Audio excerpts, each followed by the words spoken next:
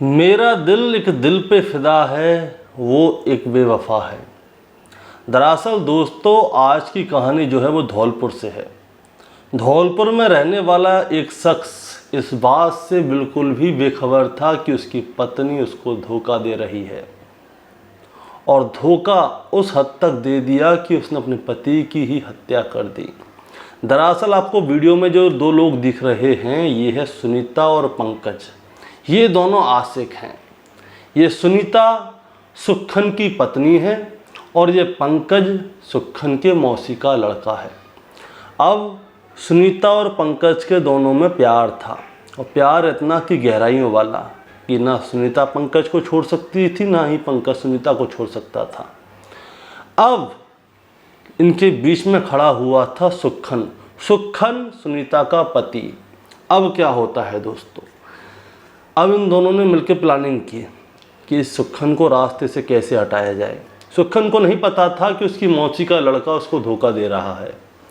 तो होता क्या है, इन दोनों के बीच में कईयों सालों से प्रेम प्रसंग था। अब क्या होता है, 1 जुलाई की सुबह होती है। 1 जुलाई की सुबह सुनीता क्या करती है, सुक्खन से कहती है कि ऐसा करो, सब्जी ले आओ घर के लिए। वो कहता है ठीक है। तो वो पूछती है कहाँ से लाओगे। वो मंडी का रास्ता बताता है कि वहाँ से लाऊंगा। तो वो कहती है उधर से मत लाना, दूसरे रास्ते के बताती है कि वहाँ पे अच्छी सब्जी मिलती है, आप ऐसा करो उधर चले जाओ।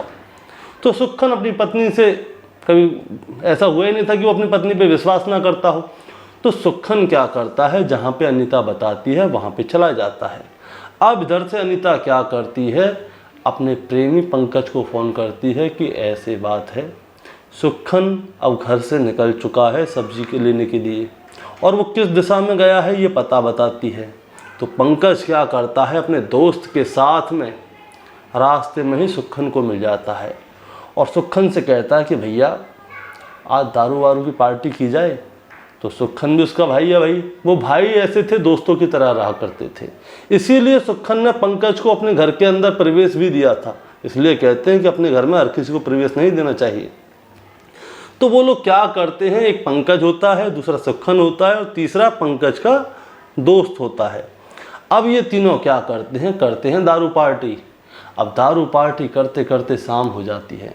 अब शाम हो जाती है तो सुक्खन दारू में टुल्ल हो जाता है। अब टुल्ल होते ही क्या करता है पंकज, सुक्खन पे किसी धारदार हथियार से वार कर देता है। अब उसने उसके ऊपर धारदार हथियार से वार कर दिया, और उसकी लाश को एक गार्डन में फेंककर वो दोनों भाग जाते हैं। अब 2 तारीख यानी कि 2 जुलाई की सुबह क्या होता है, वहाँ से गार्डन से लोग जा रहे होते हैं तो उनको पता लगता है कि एक लाश पड़ी हुई है। तुरंत पुलिस को फ़ोन किया जाता है। पुलिस आती है मौका वारदात पर। अब चेक किया जाता है कि ये कौन है। तो सुक्खन की जेब में निकला मोबाइल। अब मोबाइल निकला तो उससे उसकी जानकारी मिली कि ये तो सुक्खन है। सुक्खन कहाँ रहता है उसका पता निकाला गया। उसकी पत्नी तक खबर पहुंचाई गई, सुनीता तक। सुनीता रो रो कर हाल बुला कि हाय मेरे पति को किसने मार दिया। औरत की देखिए कैसे रो रही है, जैसे कि उसको कुछ पता ही नहीं है।